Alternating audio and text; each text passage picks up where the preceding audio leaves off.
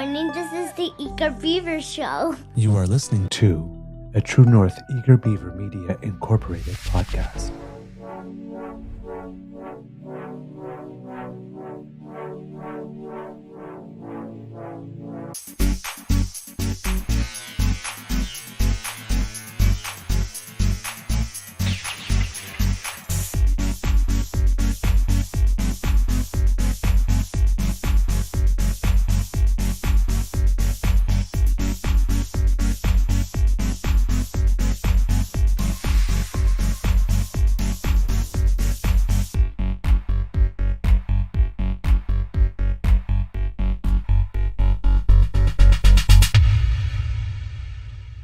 The True North Eager Beaver podcasts are proudly brought to you by our founding sponsors, the Misfit Mysteries from Corvid Moon Publishing, your source for science fiction, fantasy, and cozy mysteries featuring a broad diversity of characters, CanadianTarot.com, your uniquely Canadian online eclectic tarot community, and the Peppermaster, hot pepper sauces made from farm-fresh ingredients to thrill your taste buds and expand your mind.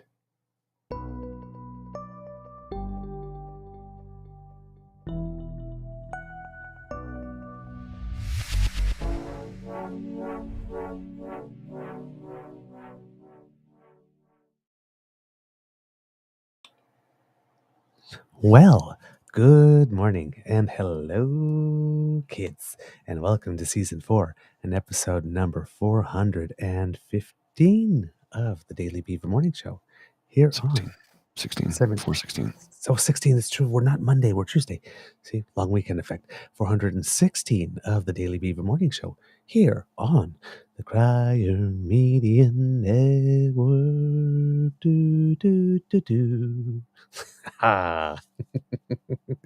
Today, recording day, is Tuesday, July 2nd, 2024, the day after Canada Day.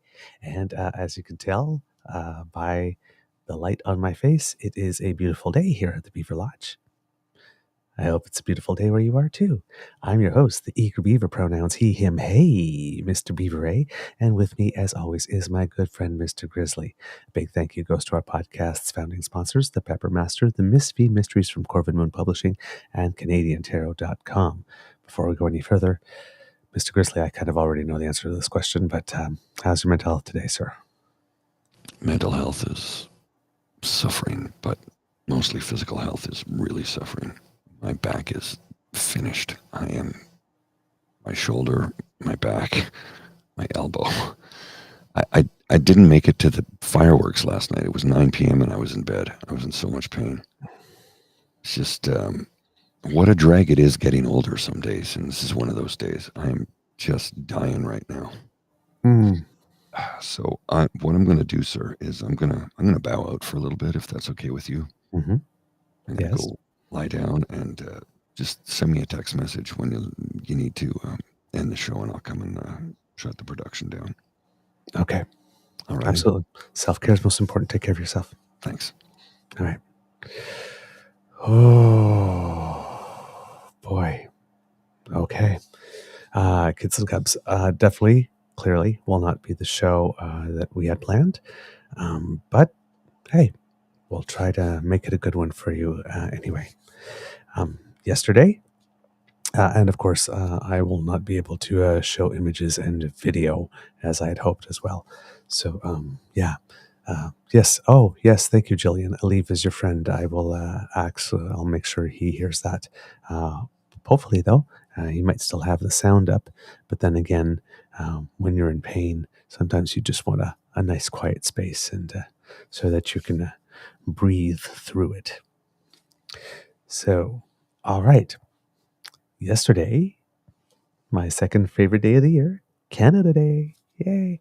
For me, I have to admit, however, it wasn't as energetic as it could possibly be, because yesterday it was me. Actually, the previous 3 days, as you know, kids and cubs, I've been telling you that I've been running myself pretty ragged the last 6 months, and your beaver is tired. And this weekend, it actually hit on Friday evening. We were at a restaurant And I was falling asleep at the table as my Beaver sweetie was talking to me. And it wasn't even 8 p.m. yet.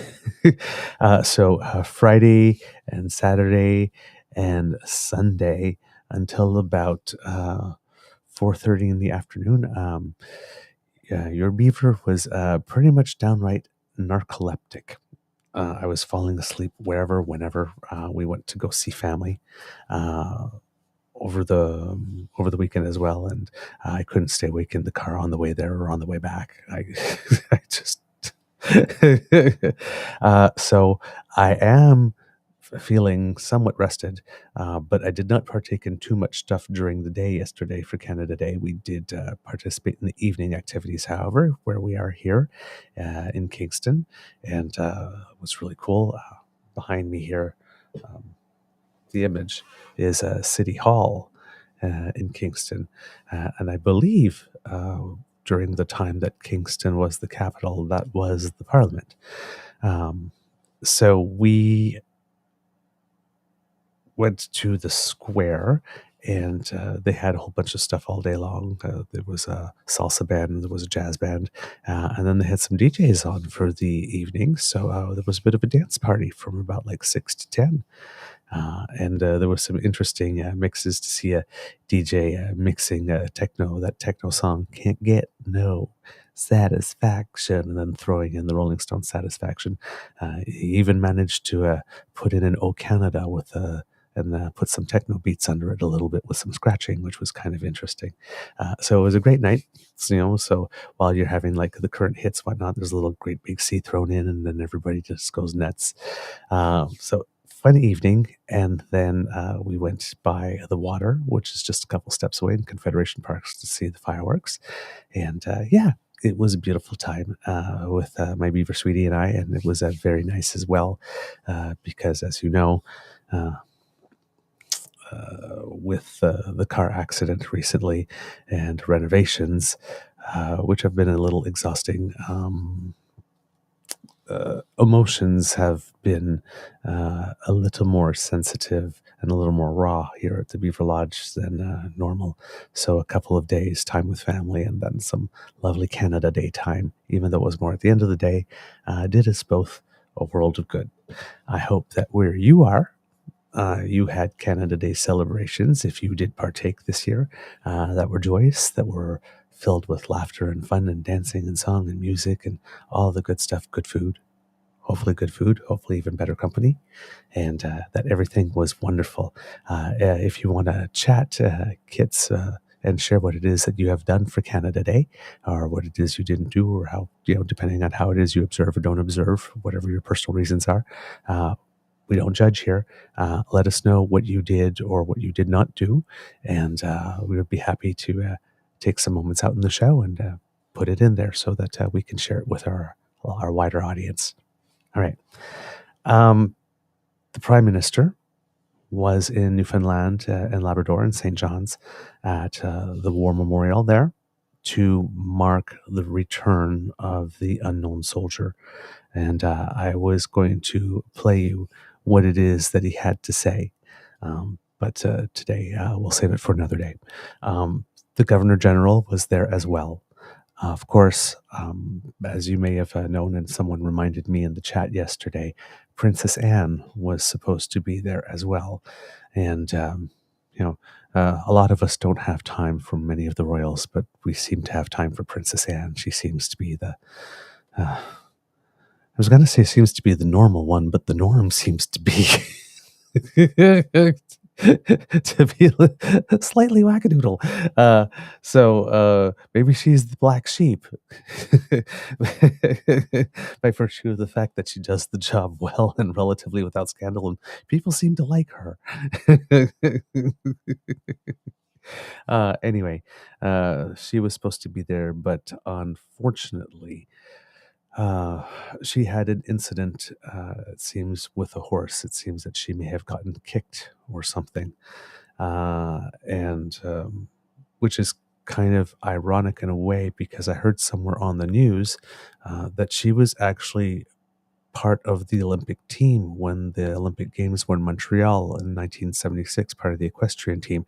And I didn't look this up further, and I should have, because I didn't think this was going to come up. But apparently during that competition, something happened that she fell off the horse or something, or the horse threw her, or I don't know. But there was another incident. So there's, and she's like I said, if she made the Olympic team, she's a very, very, very experienced rider and definitely knows what to be doing and not doing around horses. So I'm guessing this must have been some type of freak accident, or maybe a horse got startled or something. But yeah, there's something about horses and Princess Anne and Canada that don't seem to mix. But yeah, I'll have to look that up more. But if there are kids in the chat that remember that, and please share a little bit, I'd appreciate that. Because normally during the show, I'd go back and forth with Mr. Grizzly, and we'd banter. But if I do that, then I have to do this when I'm talking, right? As I'm trying to search for something, and then I slow down, and it's not very pleasant for the viewer and the listener. So it's, but yeah, if anybody remembers anything about that, I would really appreciate you sharing it. All right, let's see, what else do we have? I watched a little bit of the ceremony. It was appropriately solemn.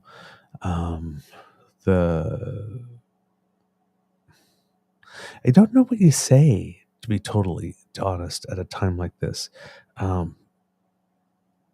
because these are things that are really important to do, right? There are many families in Newfoundland and Labrador who have members of their family who went off to serve.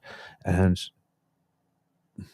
yes, you can go to the memorial, right? But there's not a grave, even if it's over there on the other side, that you can go to and pay your respects. And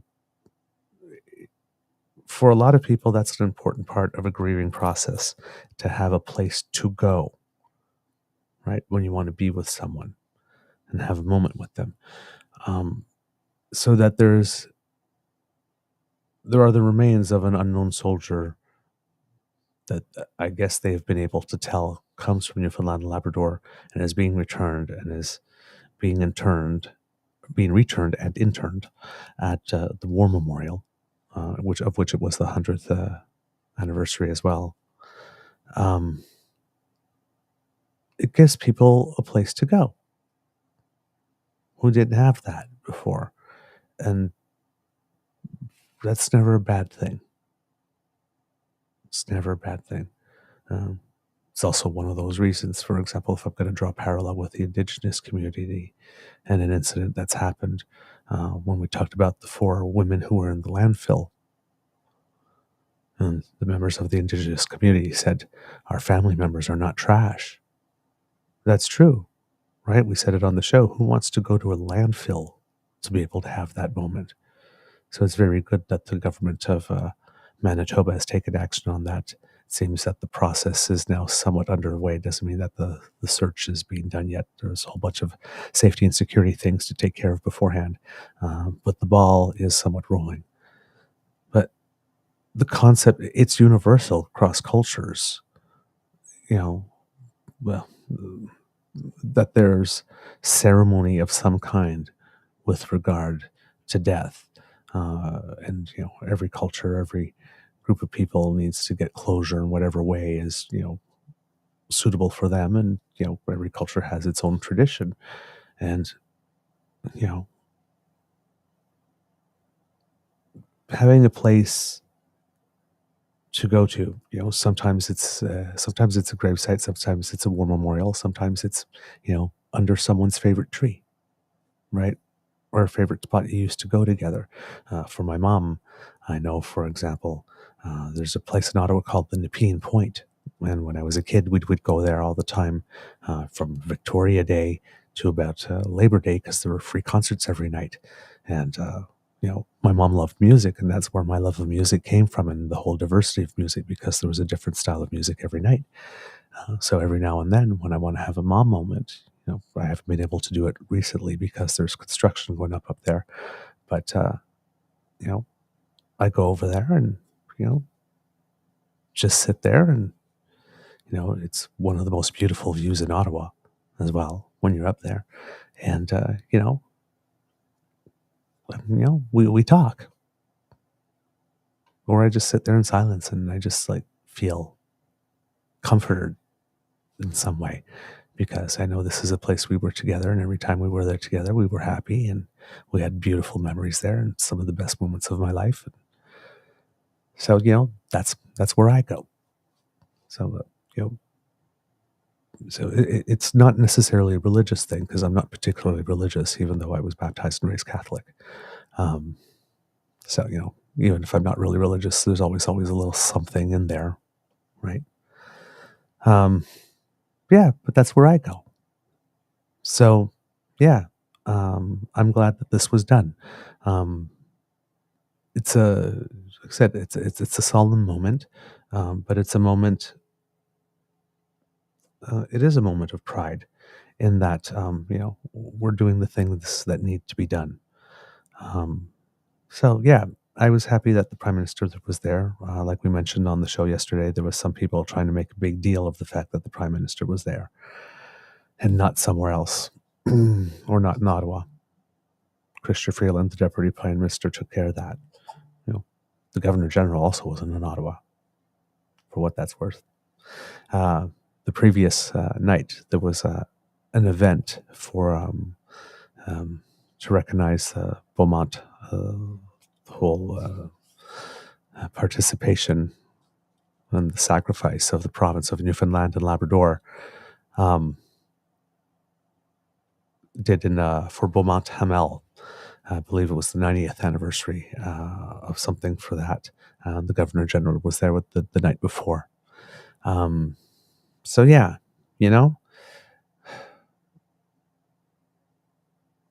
these things are important, and I hope that everybody that was gathered there was able to get what they needed from that, because it's a long time to wait. It's a long time to wait. We had when the National Unknown Soldier came to the Cenotaph in Ottawa, it was a very, very big deal. Not sure off the top of my head what year that was, but it's been a while now. So yeah, it's not a bad thing that our Prime Minister was there. That is where he needed to be that day. Right. So I have no problem with that whatsoever.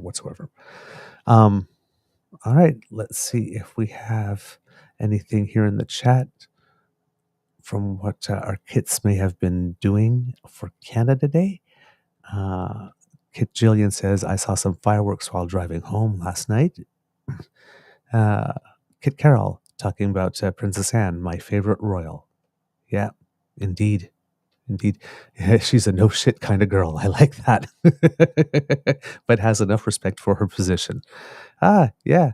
And I believe too, if I remember correctly, that moment where I can't remember. Yes, when they were laughing at Trump, there was Macron, the leader of the Netherlands, I think, Rutte, Mark Rutte, who has now been named the Secretary General of NATO, by the way, replacing Jens Stoltenberg. So I guess when Jens Stoltenberg was here a couple of days ago, it was one of his last official duties as the Secretary General of NATO. And I believe, so it was, Macron, Mark Rutte, the Prime Minister, and there was a fourth person there that's often left out, but I believe Princess Anne was part of the four. So it was a little moment of candor. We have Kit Jillian saying, I love the tomb of the unknown soldier. Indeed. Let's see, what else do we have? Tavi G says, once again, Premier Wap, can you hit it out of the park with this Canada Day message? Oh, good stuff. I'll have to check that out. I was not aware of it. Kit Carroll says he did the best message of all I saw. Wow, Toronto Dan, Wap Canoe is my prime minister. Wow, already given him a promotion. Good stuff. Get PNC bio with the sarcasm. PMJT ruined Canada Day, selfishly honoring war dead. How dare you go to other parts of Canada? Adds Kit Carol. Kajillian says PP gave an awful speech from the little I heard. Yeah, let's touch upon that. I didn't hear his speech, to be totally honest, but I did see one of the first tweets I saw on the day was him putting something for Canada Day with his "Bring It Home" tagline, and that to me is a flag on the play. Right, for Canada Day, you're going to hear from the Governor General because she's your head of state. You're going to hear from the Prime Minister because, well, he's the Prime Minister. When it comes to leaders of other parties, yes, of course, everybody has a right to speak on Canada Day, but that should not be a day for partisanship. So working in the campaign slogan, "Bring It Home," that's just, to me, just my first impression is, can you just take a day off, man? Like, take a day off. You're already the mouth that doesn't shut up. Registered trademark. Take a day off. It was not classy at all. We have with us, coming to save me a little bit. No, I'm not. Is it okay if I join in? Yes, please. Okay. Would you like a new topic? Would I like a new topic? Or I'm just going to follow you. Okay. Okay. Like this, but I will prompt. If you have a topic for me, I will prompt you. Okay. Okay. The other thing, and the kits have gotten there before me, was David Parker. Now, David Parker, apparently we treated WAP's message and being complimentary, which some kits, like Kit Cassie says, found disturbing because I have no idea, like, in what galaxy, dimension, universe, postal code, area code does whatever Dave Parkey want jive with who Wap Canoe is? Like, at all? So that kind of, I could understand people being freaked out with that. But then, yeah, David Parker, let's put it this way. If there are Indigenous people who don't want to recognize Canada Day, for whatever reason, I get that. If there are people from Quebec who are francophones, who were raised in very separatist families, who like the Je Me Souviens, is, you know, Je me souviens d'être né sous le lys et d'avoir grandi sous la rose. I love it when you speak French. It's so beautiful. Thank you. I remember having been born under the lily and being raised under the rose. Right? Lily being what you see, you know, on, you know, the flag of France, that's the fleur de lis, like this, and then the rose, which is the symbol of England. Right? So that's what Je Me Souviens means. It's like, because people, like, somebody goes like, Je Me Souviens, I remember what? So I asked somebody one day, and it's like, oh, whoa, okay. That's so cool. I didn't know that. I didn't know. I've never heard that before. It's a punch. Well, that's the thing, right? You just, like, at one point when they asked, they would say, lest we forget what?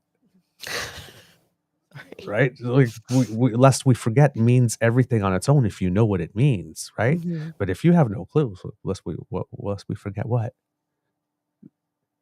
Someone clue me in. I don't know. So that was Je Me Souviens, I was always wondering, like this. I'd never had the courage to ask. And then one day I just turned around and it's like somebody I knew, and they just dropped it. And I said, oh my, that's a bit of history. That's there's some visceral emotion there, right? So, you know, in Quebec, July 1st is often moving day. Yes, that's more right. than it is Canada Day. Yeah. Right? He even had the Bloc Québécois was like, had this thing, he had all boxes and stuff like that. And, you know, so they're still, you know, so for them it's moving day. It's bananas. Like this. There's plenty of people who celebrate Canada Day. Yeah. But I mean, it's like, let's all move on one day. Musical residences. It's pretty wild. I was like, where do they find all the trucks? So, but again, I can understand that. David Parker. Now, I am going to read this only because it is so patently ridiculous on its face. Okay. Canada Day used to be my favorite holiday. I'm ashamed that I was more patriotic than I was Christian. I loved this country, past tense. I dedicated my life to it. This place has become a rotting corpse filled with the fearful and entitled. There is no true north, strong and free. I didn't hear that. I hadn't heard that before. That's just, I don't even have words.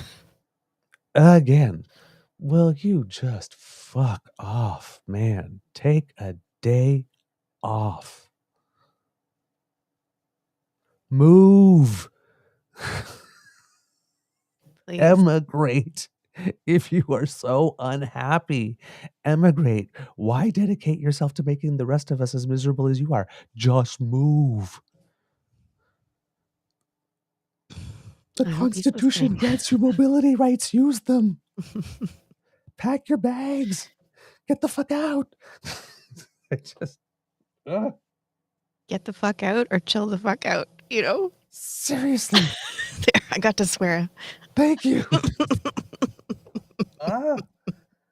God, what is this thing with people having to poop on your parade? I don't know. I shouldn't be laughing, but I'm just in a mood. Poor Paul. He's just suffering so much, and it's been a long weekend, and so it's a long day without a laugh, as my grandmother always said. Right? Right? Oh my word! Yeah, there have been a. I have to. We have to have had a laugh at some point those days because, oh my God! But no, I'm thinking about that now. What you said, and it's like there were times this weekend, well, since Thursday, that I've been sitting there and going, "Oh my God, this is all just so heavy." Yeah. Ugh. So, and when you're in the middle of it, it's just becomes more and more and more. And at one point, it's just like even like you just like hear like two words, right? And it's just like, oh God, we're going here again. It's a good weekend, but it's a tiring weekend, you know. Yeah. My mom's birthday is July 1st, so I tend to celebrate that. Mary How was Charlotte, that? prettiest girl in Renfrew. They were up visiting. She really was. Well, I love it. My There you go, stepmother. Mary Charlotte. There. Mary Charlotte, the queen. You could take this one for a while. There you go. Oh, thank Oh, you. look at that! Did you see the light reflect off it there for a That's second? beautiful. You know I love that crown. So my parents came up to for my daughter's grade 12 grad, which was like so emotional, like just like everybody. I was with my foxes, my mom foxes, and we were all just like "Ah." And so that was sort of the kickoff to the weekend. And I don't know if you want this story, but Yes. Okay, so it was really hot and they didn't have enough seats for the grads. So I had a nice spot on like my foxes and I were in the like the main level. And then the grads needed seats. So we're like, "Oh, we'll go up to the balcony, no problem." It was so hot that we almost passed out. No. We're just like, we're crying, we're dehydrated. We're like, oh my gosh. It was quite something, but it was magical. It was absolutely magical. And my parents got to be there, and my son flew in from he took a 5.5-hour bus ride from Peace River, took a red eye from Edmonton, and made it to the ceremony, sat up through the whole ceremony, and then passed out in his I dad's can car. imagine. He was so tired. So it was like anyway, I'm sure he's more tired than me today, but because he's back in Peace River as of last night. So That was a very quick in and out. yes. And in the mean, He like, might be face down somewhere right now. the good news is there's been lots of rain up in Alberta, and including where he is. So there should not be a fire today that he'll have to attend. Okay. It's good news. Jeez. Oh my word. I know. I'm like, I Oh. guess I'm not that tired. Oh man. Oh, I'm glad you had some good time together. We did. We really did. Now we had Canada Day. But the big news is what happened south of us. Unfortunately.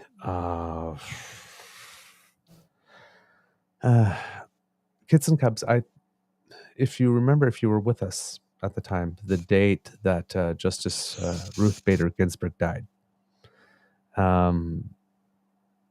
that was a rough day for me at home because, as you know, I'm a strategist, and when things happen, I can game things out rather quickly. My mind just goes, what does this mean? It means this, that which means this, which means this, which means this, and if this is true, it means this could happen. And I'm already, several years down the road. And the thing that I most feared when I heard that she died and that the court was going to go swing the other way definitively. Well, look at it this way. With the Roe versus Wade decision that terminated it, they basically wiped out her entire legacy. Like within, the country's over 200 something years old, right? Within the space of a blink of an eye on the timeline of history, they just literally erased her life's work. It's devastating. It is. It's still devastating. And that was the first one, right? But what happened this week is the stuff that I was worried about instantly upon hearing news that she died. There's one decision that's getting all the attention. It's the one that came out yesterday. There's one that came out a few days before that's potentially even more devastating. Now, we talked about one of the early decisions, which was the decision on mifepristone, which is essentially the abortion pill. Oh, okay, yeah. The Plan B. That the same thing? I don't know. I'm not sure if it's Plan B or if it's a different type of thing, but it's yeah, I get your point. Yeah. The complaint that was being brought to the Supreme Court was that the FDA, I guess, did something incorrect when it came to regulating it, and it never should have been regulated in that way, and they wanted the Supreme Court to take the place of the FDA as the regulator. And the Supreme Court delivered a loss, which made everybody go, huh? Because they said that the people who brought the complaint didn't actually have the standing. And I said, watch out. They're not done yet.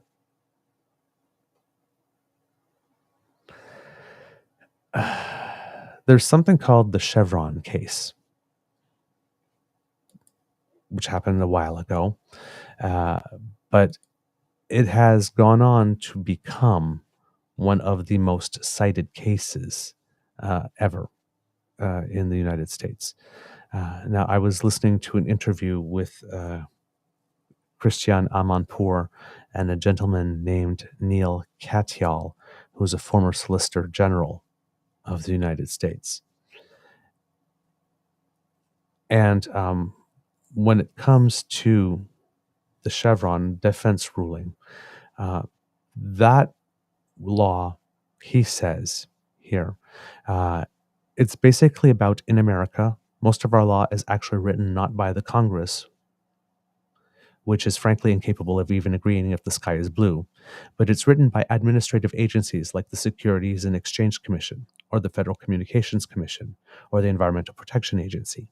They set the rules for greenhouse gas regulation, for food and drug regulation, for how much you pay on your telephone bill, all sorts of stuff. And what the Supreme Court on Friday did is say agencies lack a lot of power and deference they've been given since 1984, when the Supreme Court in a case called Chevron gave them that power. This is one of the most important cited cases of the Supreme Court ever. The U.S. Supreme Court has cited Chevron 70 times, lower courts 18,000 times, and yet the court on Friday just blew past it all and overhauled it. And today, they did something similar when it comes to presidential immunity. Oh gosh, don't even. Yeah. Okay.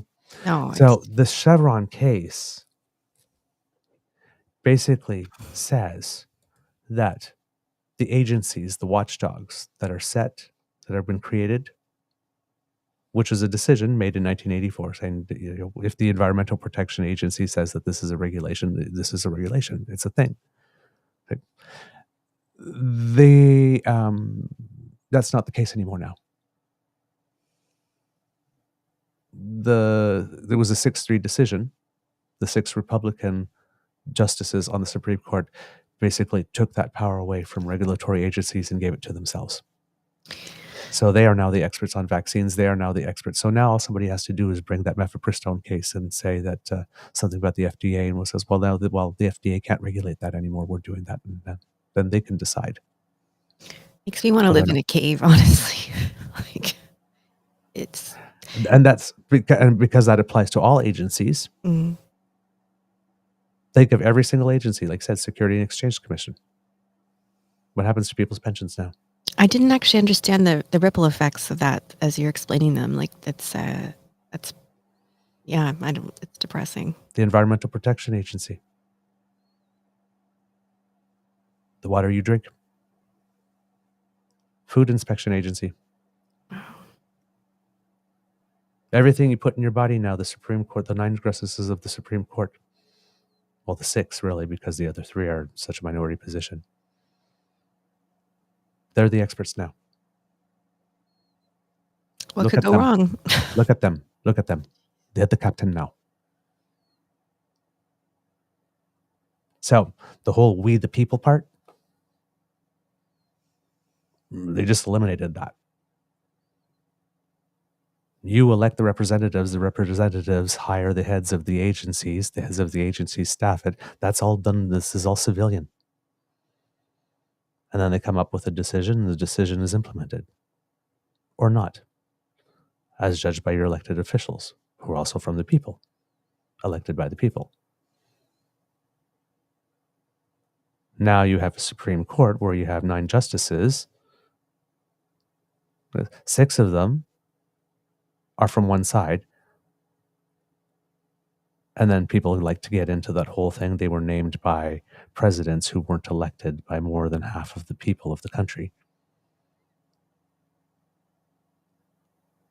You know, to your point, you are such a strategist, and I am also. We work in the same business, Right. But I am not. I'm. What's the word? Prescient. I don't know the word properly, Yeah, but prescient. I didn't see this one coming at all. Like, no idea. I'm surprised every day. I'm like, what is going on in America and in Canada and, well, other places too, but I really didn't see that one coming. Yeah. And they've also, and along the way, they've got an affirmative action. And there's not much left of the Voting Rights Act. So they did that with Chevron. All the government regulatory agencies, you basically, all that deference we've been giving you, that the court in 1984 was wrong. They should have never given you that. They've had it since 1984. It's been working relatively well.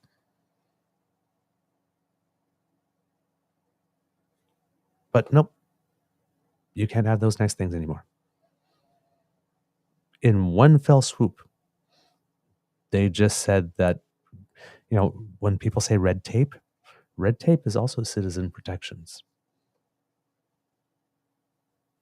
6 people appointed by presidents elected by less than half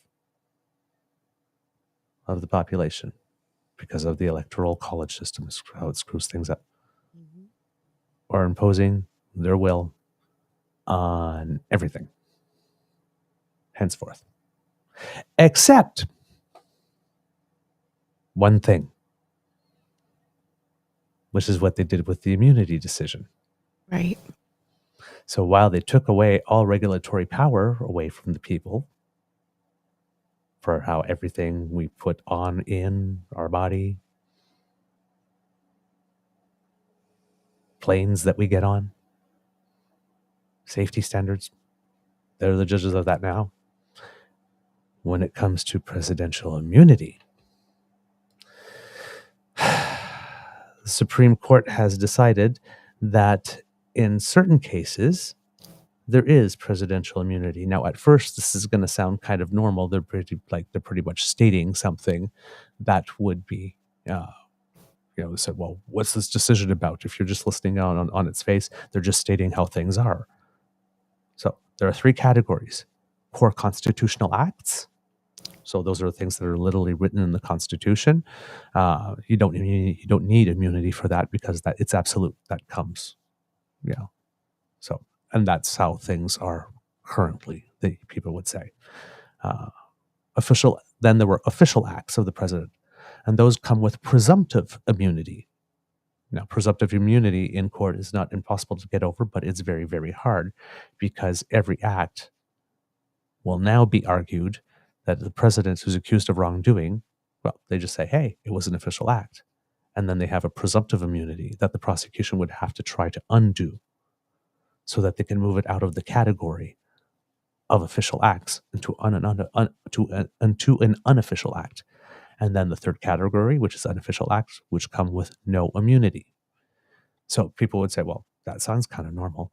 Well, the thing that's a little abnormal here is that for the things that are deemed to be official acts, that immunity is presumed is new.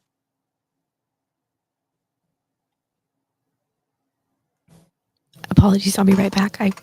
I messed something up on the screen. I don't know. No worries. Paul's computer. No worries. Be right back.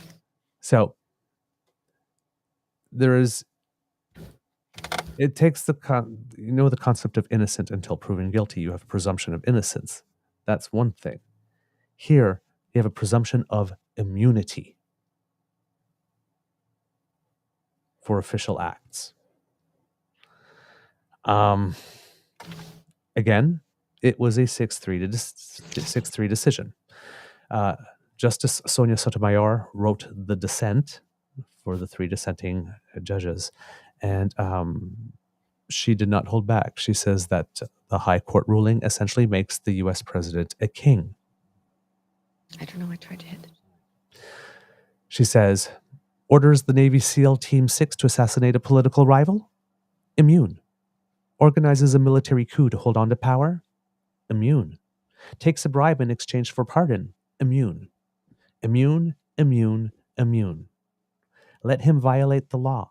Let him exploit the trappings of his office for personal gain. Let him use his official power for evil ends, because if he knew that he may one day face liability for breaking the law, he might not be as bold and fearless as we would like him to be. That is the majority's message today. Even if these nightmare scenarios never play out, and I pray they never do, the damage has been done. The relationship between the president and the people he serves has shifted irrevocably. In every use of official power, the president is now a king above the law. With fear for our democracy, I dissent. That was Justice Sotomayor. The ruling is a big victory for Donald Trump. And the whole case, the fact that the case was even heard, was also a victory for him in the first place, because the Supreme Court, by doing this, delayed. They took a decision that should have been a case that probably should not even have been entertained. And if it did, a decision that should have been made very quickly, and definitely not in this direction. But they took about 9 months with it.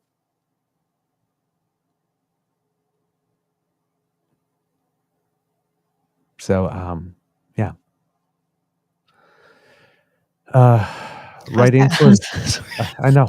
The chat. So it's Carol saying I could say more, but I'm trying to give up swearing. Sorry. I know. Sorry. So,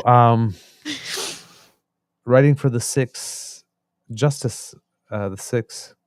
conservative judges,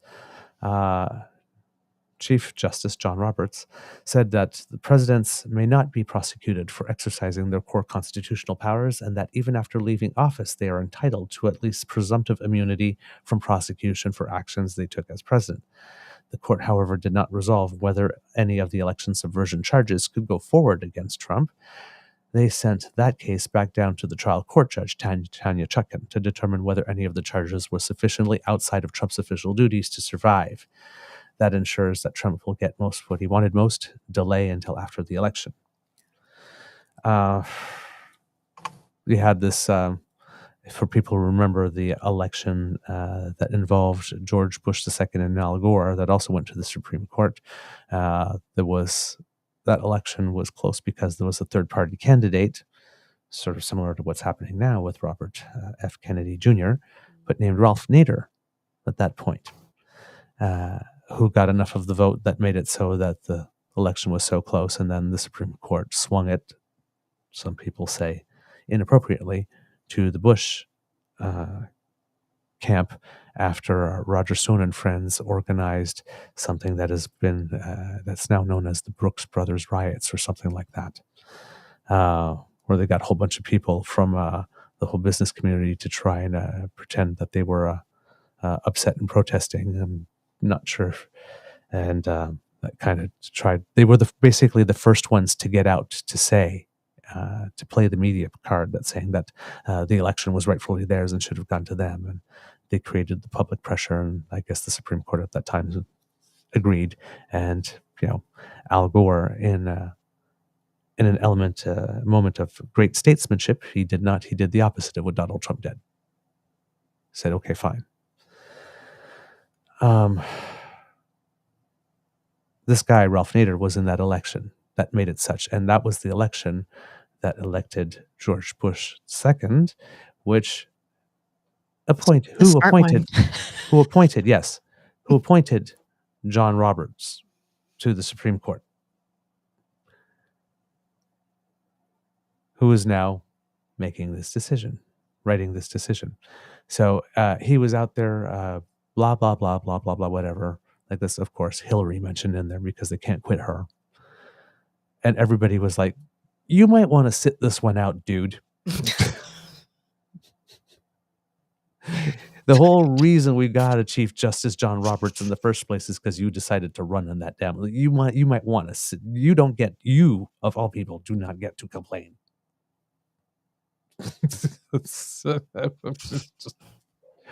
Jeez, it's amazing how these people, right? It was like we have this thing called the internet where, like, if you did it while it existed, pretty much, if you're a public figure, everything that you've done is here.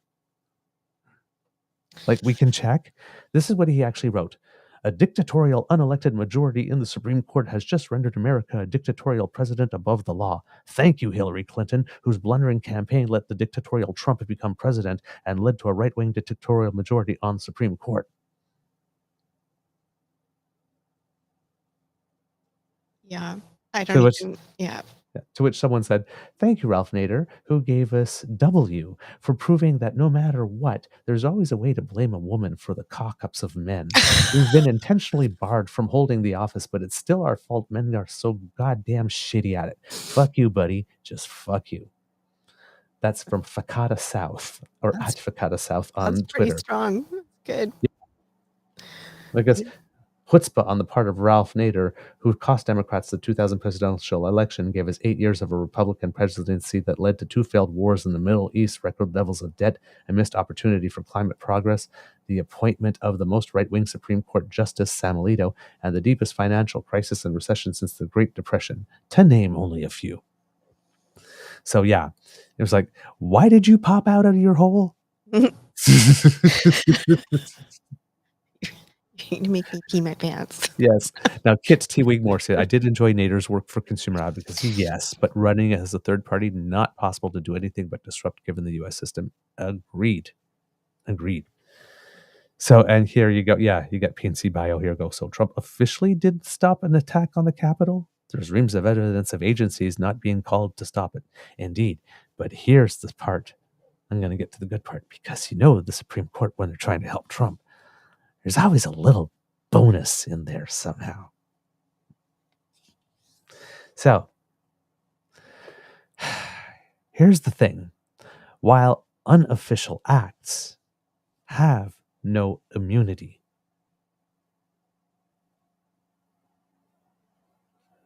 they did a little something to make it harder for someone to be found guilty of an unofficial act. They made it far more difficult to prosecute any former president by limiting the evidence of corruption that a prosecutor could present to a jury. Sorry. They indicated that Jack Smith, for example, will not be able to use evidence from an official act to prosecute an unofficial act.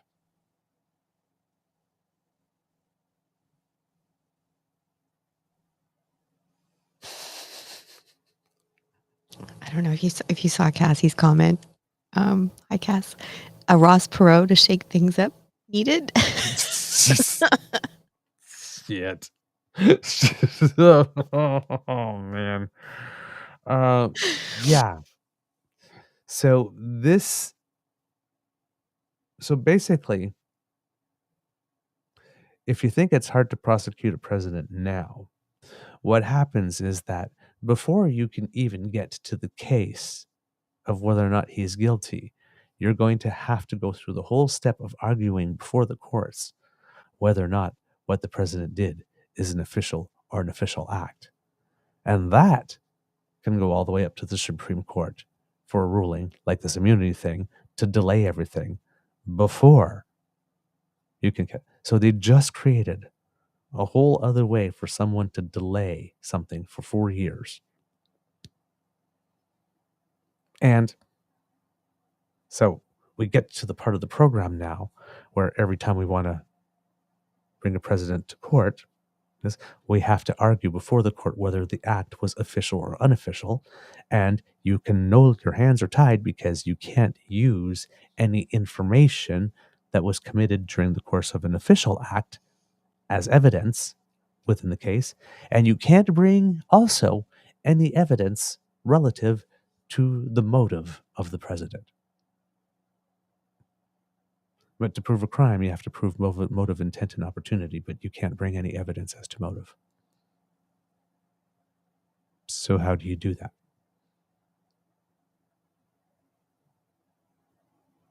If something unofficial is linked to something official in any way, but you can't use that evidence, how do you prove guilt?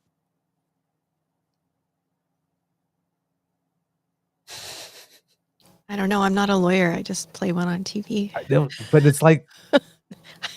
How do you know all this stuff, Douglas? My mind is a very, very, very weird place. Very weird place. It's frighteningly organized in a certain way that I can just like pick up these little files. But yeah, no, I don't know why. I don't know how I have this ability to retain this type of stuff.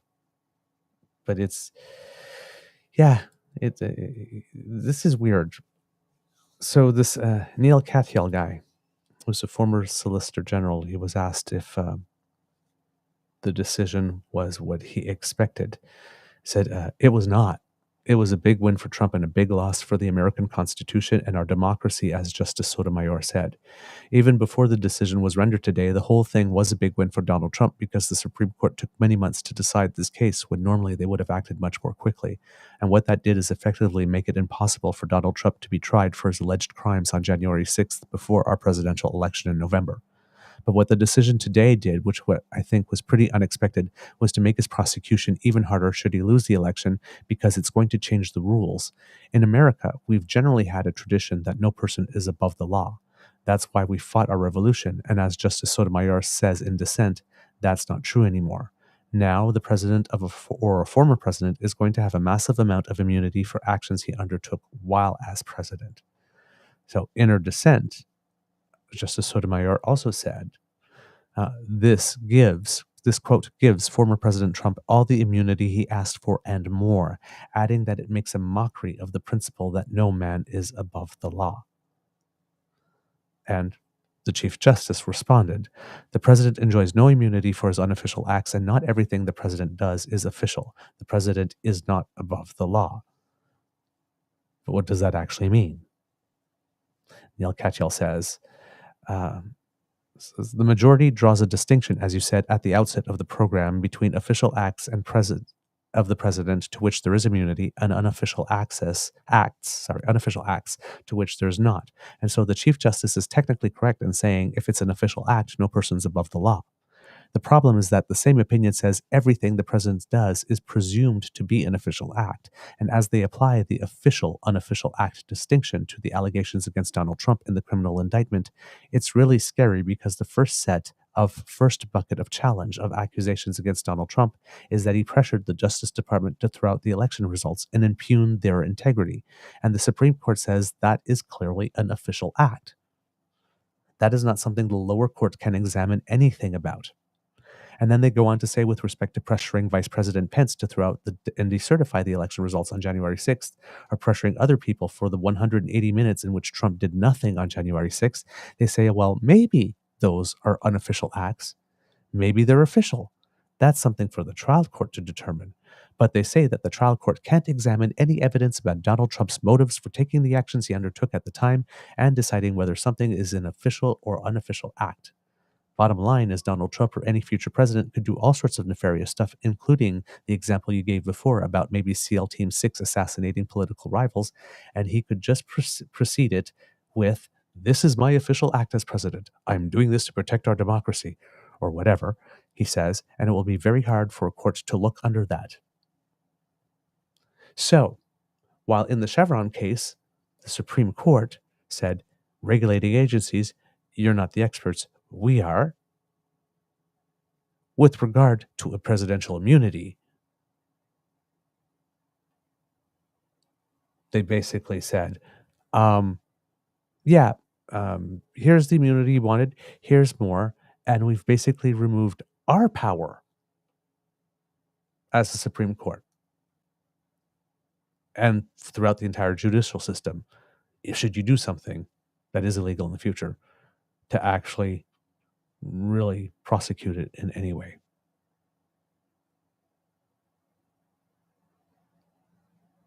So they power grabbed on one hand and completely surrendered the entire power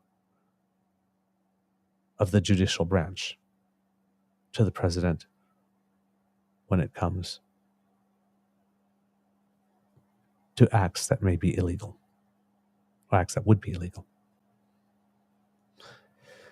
Now, these powers are in effect now. Biden could use them. Biden could turn around tomorrow and say, I'm expanding the Supreme Court to 14 seats or 13 seats. That would be pretty cool. And pretty much nothing they could do. Here's my official act. So I thought that there was no way yesterday that they were going to grant this power, certainly not at this time. And it's like, these father muckers are so bold that they're counting on the decency of President Biden being a good man to not use it and to leave it there for the next guy. They are literally mocking the people of the United States of America. We're going to do it now. Biden could do it. Biden could be the first. Biden could be the one to go down in history to abuse of these But right now, there's nothing stopping Biden from declaring himself president for life. And they're relying on him not doing it and leaving it for the next guy. That's balls. That's literally looking at you right in the face as they're shaking your hand and laughing at you.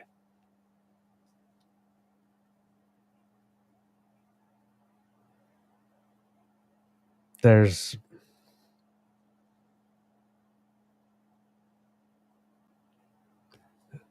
that, as Canadians, that puts us in an extremely vulnerable position. When your alleged best friend and biggest trading partner can now be led by a man on whom there are no limits.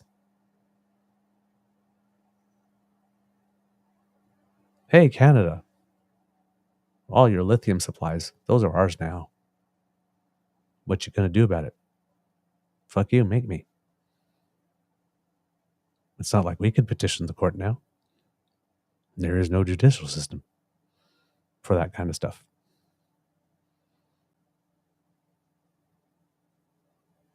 We're fucked.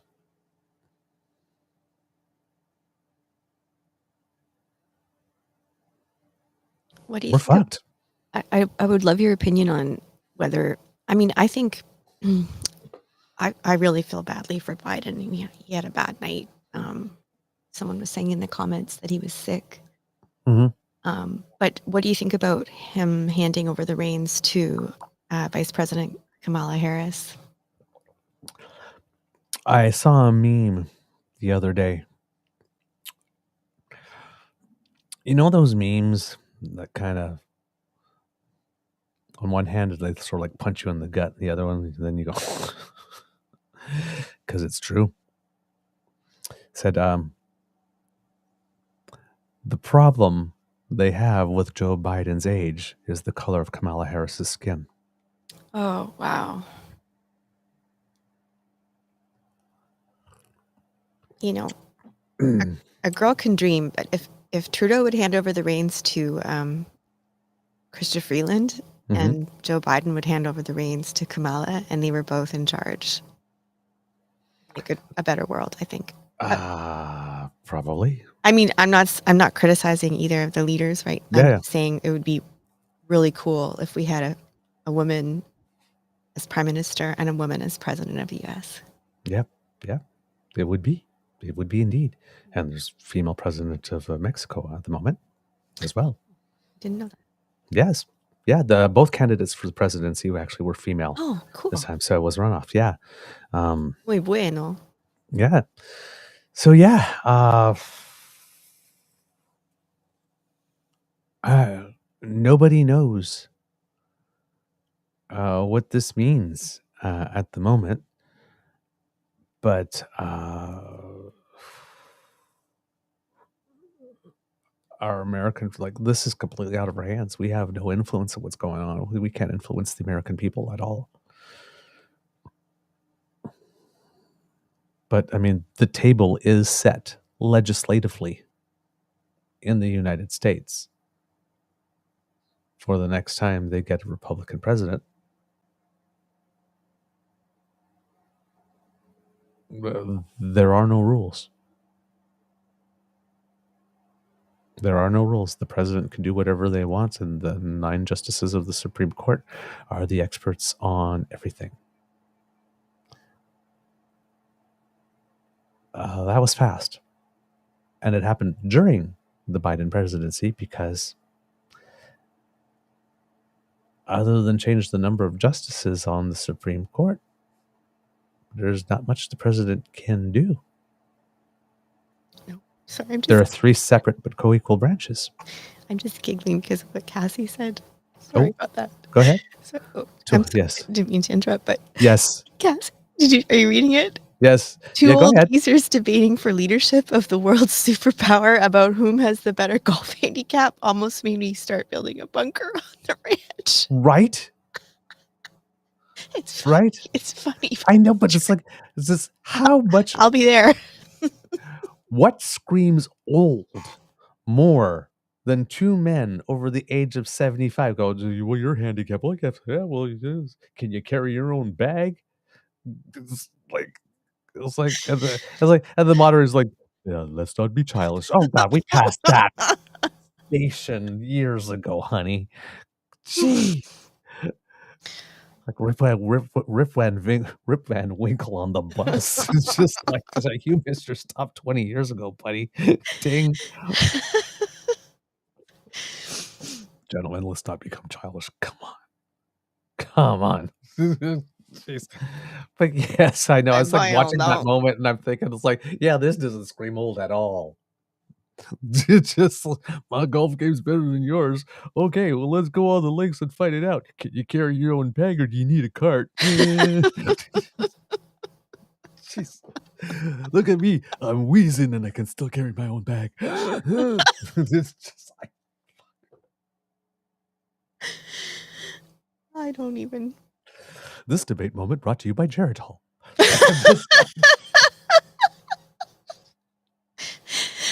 Oh man. Oh my goodness. Shit. Well, I should let you go. I'm gonna scoot out. I'm gonna go chase a client for money. Oh. That's a couple weeks overdue. Pay her. Pay her. That'd be nice. Pay mommy. Thank you. May I? You didn't ask, but may I? Oh yes, please.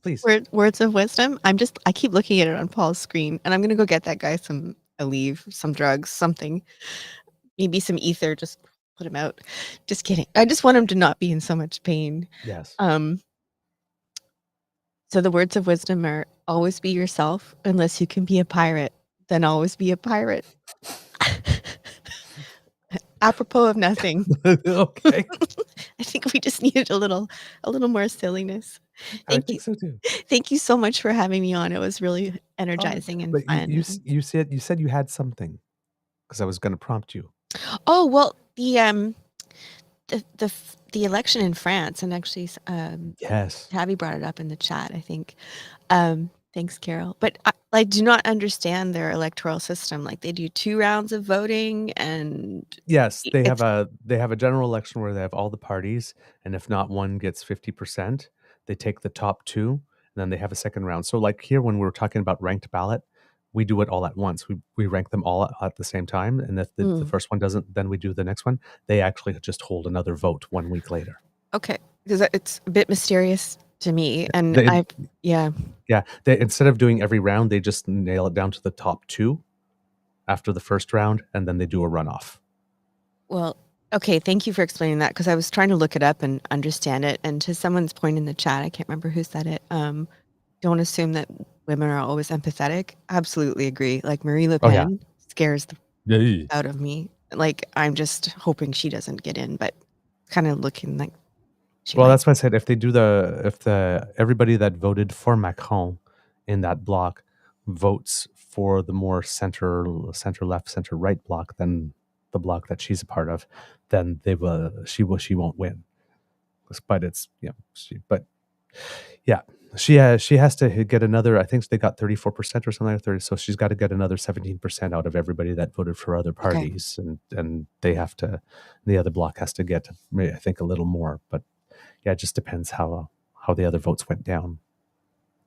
Well, you've demystified it for me. Thank you. Oh, and, my pleasure. Yeah, and again, thanks everybody.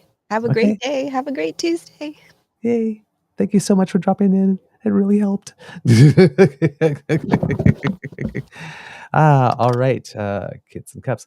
Let's see if I've got something else for you here with regard to that. I think that's pretty much the main stuff on the Supreme Court decisions for you there. All right, let's see if I've got anything else here. Also, yes, for Canada Day, I forgot to mention the Royal Canadian Air Force performed its biggest flyby of the last 20 years, calling it a parade of the sky that featured some of the force's oldest and fastest aircrafts. Which was a very nice touch to the celebrations. Here we go. Also, I believe yesterday when we were talking about the tomb of the unknown soldier in Newfoundland, that one of the materials being used was labradorite, and somebody sent me something saying that it was a gorgeous stone. And yes, indeed, it's a Canadian gemstone that comes from several places in Newfoundland, including Tabor Island, Corner Brook, and various parts of Labrador. It is absolutely beautiful. And again, I was intending to show it to you, but we don't have Mr. Grizzly with us at the moment. So, but that's okay. Couple of other things that may have just a little bit of news that you might want to be aware of. There was a study, Australian-led global study published in the Journal of Nature, Ecology, and Evolution that has shown that over the past 2 decades, extreme brush fires have more than doubled in frequency and intensity. This is research by the University of Tasmania, and it reveals that the past 6 the 6 of the past 7 years have been among the most extreme on record for wildfires. Dr. Callum Cunningham, who's from the University of Tasmania, analyzed 21 years of satellite data from NASA to be able to come to these conclusions. He warns that the intensity and frequency of bushfires globally are increasing because of climate change, especially in North America and Russia. He's quoted to say, "These are the events that are causing the most devastation to ecosystems, to societies." So last year in Canada, for example, there were unprecedented in scale and carbon emissions. Instead of having a fire season that might go for 6 weeks or 2 months, like in 2019, 2020 went for 7 months. And he was also referring back to the 2019 Black Summer fires in Australia as well that destroyed an area the land size of the United Kingdom. Greg Mullins, who's a former fire commissioner in Australia for the state of New South Wales, said that the longer brushfire seasons are putting immense stress on emergency crews. Quote, "We've got this incredible fatigue. We've got mental health issues, people seen, people killed, losing their homes. I'm now a volunteer firefighter still on the front lines, and you do find yourself in a state of despair." And I'm sure that would have been the case for a lot of people helping out in Canada, particularly last year and again this year. The University of Tasmania says that in addition to here the boreal forest, other hotspots worldwide, because we don't hear about them so often, but there are often big fire events going on there too, are in southern Africa, parts of Europe around the Mediterranean Sea, and South America. And last year there were fires in Greece that we talked about a bit, and I think there were some in the Amazon rainforest as well. So yeah, that's the latest research in that domain, which again, gives us all the data that we need to try to motivate our elected officials to act with a little more urgency. However, unfortunately, there are certain of our premiers who seem to be immune to data in particular. With regard to wildfires, there was a little bit of news in another front. Investigators are trying, at least at the last reports that I heard, were trying to get into Fort Good Hope in the Northwest Territories to investigate a helicopter crash there. But wildfires in the area are making it difficult. The helicopter was involved in firefighter efforts when it crashed at the local airport. There was no word at the time of the last report of that I was able to hear about any deaths or injuries. But Fort Good Hope has been under evacuation orders since June the 15th. So that's a little bit going on there with result. As it pertains to that. In a little bit of international news, we talked about Haiti for a bit, and we mentioned that there were police that were supposed to be going there to help with the violence over there. Now, this is news from about a week ago, but it seems that the first group of 200 Kenyan police were on their way to Haiti to lead the mission to tackle gang violence. Kenya was scheduled to be the head of a 2,500 member security force that involves several other countries, including Nigeria and Chile. And they are trying to bring back some order to the island because armed gangs have been controlling most of the capital of Port-au-Prince for the past several months. the day after, on the 25th, the first group of officers had arrived in Haiti. So that was some good news. And in Kenya itself, you may have heard, there were huge protests last week. And there was a storming of the parliament buildings there. So protesters burst into the parliament buildings. They ransacked. Protesters did post video from inside the National Assembly chamber, with one demonstrator declaring from the speaker's chair that the country's leaders must resign. Sounds very familiar, doesn't it? At home, the Kenyan president at first was vowing to quash unrest at whatever cost. The country at that time had been in turmoil for about a week, and the protests were rolling. Chaos first erupted in the capital of Nairobi and then spread to towns across Kenya. Protesters were mostly young protesters, and what they were protesting, unlike the situation in the United States, where they were led to believe something that was not true and sort of ginned up. In this case, this was sort of an organic thing that happened because the government had proposed a finance bill that would impose new taxes at a time when many are struggling with the high cost of living. Now, things have been really tough in Kenya because there have been droughts and floods over the past few years as well, just heavy rains and then floods. But the government had backed off some of the most contentious issues. But for example, after this all inflation that we've experienced, and in certain countries it's been way worse than we've had, they were proposing a 25% duty on cooking oil, among other things. So that got to the people to get really upset and start revolting. Now, the government, as we mentioned, was starting to back off some of the more contentious measures, but demonstrators wanted the bill scrapped together. There was a protester that was quoted in some of the reports saying, "We are not amending, we are rejecting everything. Withdraw it." There were other protests in other cities like Mombasa. Their police fired tear gas and shot into the air while demonstrators were hurling back stones. Protesters would say that they were vowed to continue to return to the streets if the bill was not withdrawn. In Nairobi, the military was even deployed to be able to help with what was going on with Parliament, because he even set a section of it on fire. There were at least 13 people killed. So it was a big thing. There were even protests in the president's hometown of Eldoret.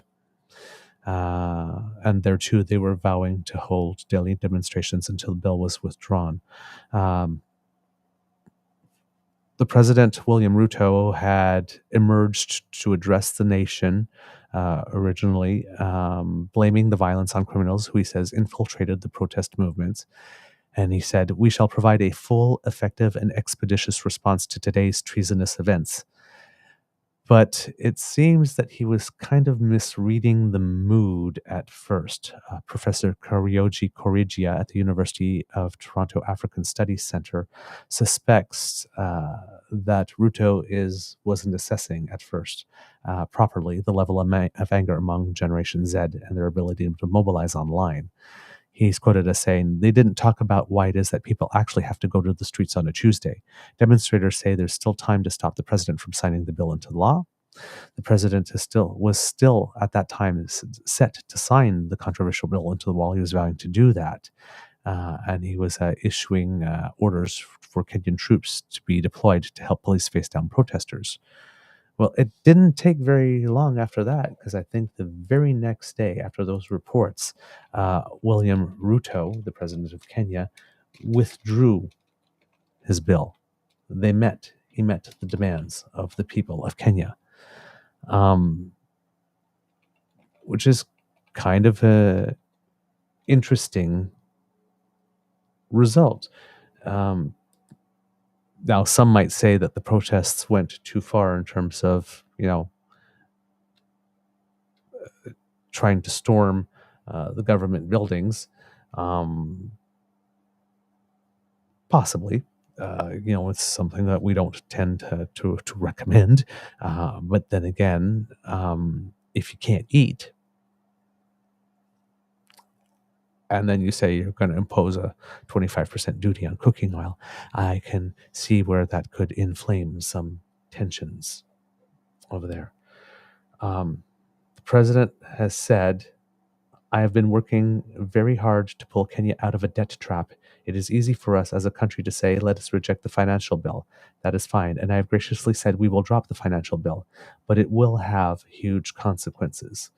Mr. Ruto said the rejection of the budget would affect the employment of 46,000 junior secondary school teachers who have been on temporary contracts, as well as healthcare provision. He said the government would be unable to support dairy, sugarcane, and coffee farmers, including by paying off debts owed by their factories and cooperative societies as had been planned. So it's interesting to see the leader of the government say, okay, you don't want this, we'll take a different path. I will listen to you. But yeah, it's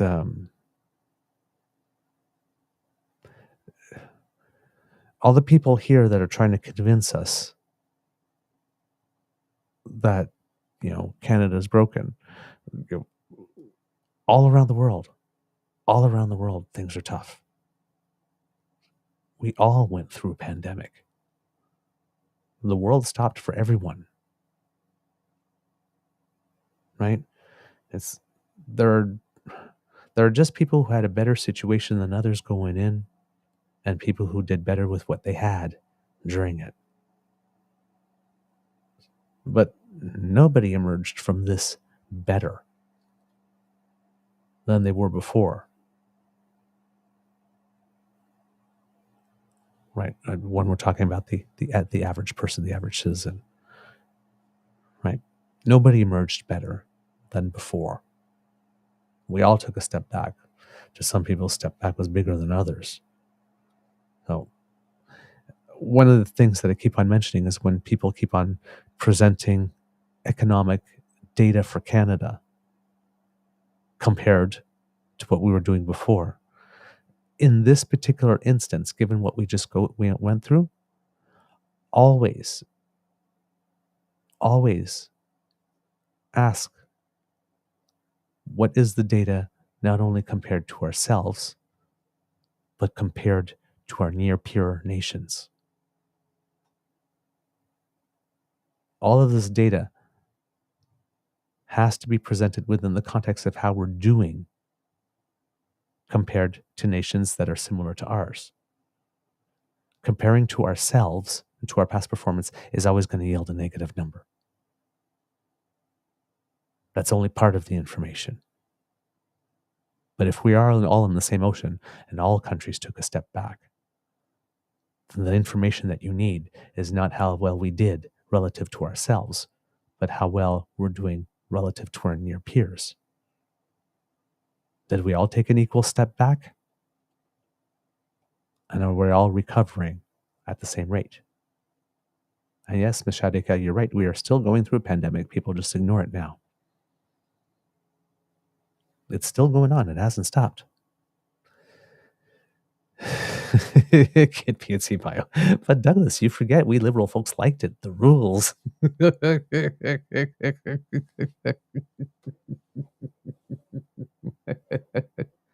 I love that deadpan. It's perfect.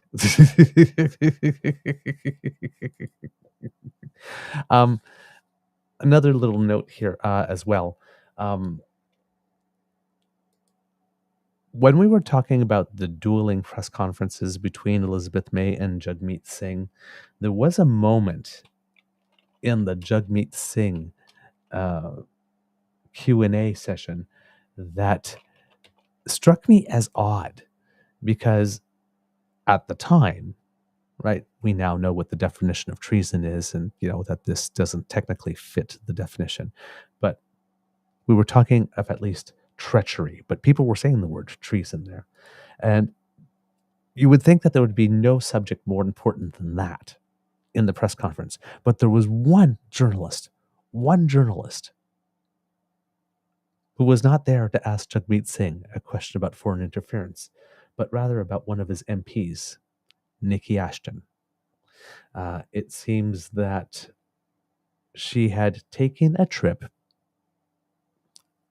and some people were wondering if all those costs were legitimate.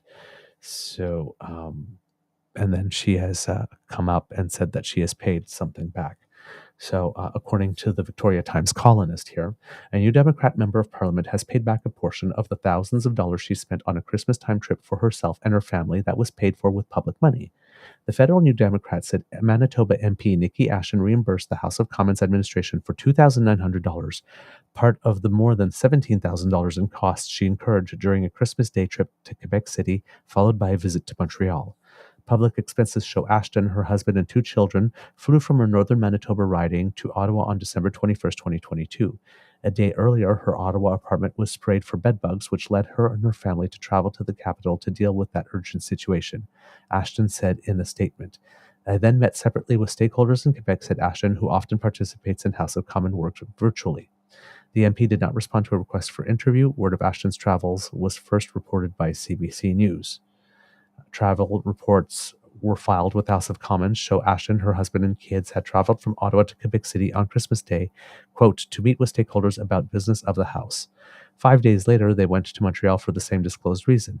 Then on December 31st, the family traveled back to Ottawa, where they stayed for a few days before returning to Thompson, Manitoba. Ashton charged $17,641.12 for the trip, including $13,619.90 for transportation, $2,539 for accommodations, and $1,512.83 for meals and incidentals expense shows. There were no details provided about the $2,900 Ashton returned. Photos of the trip Ashton posted on her Instagram account show the family sightseeing in Quebec City, including ice skating in a downtown park and attending Christmas market. Quote, thanks Quebec for an unforgettable visit, Ashton captioned the group of photos. Thank you, progressive activists, for sharing your inspiring work. Thank you to everyone who shared their culture, history, city with us. Ashton has not said who she met with during her Christmas time trip and has no plans to share names. I do not know why or how that is allowed.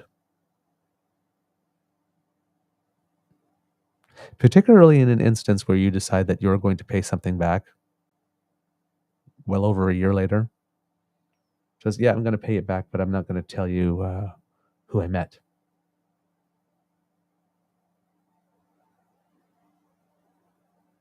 That doesn't seem okay to me.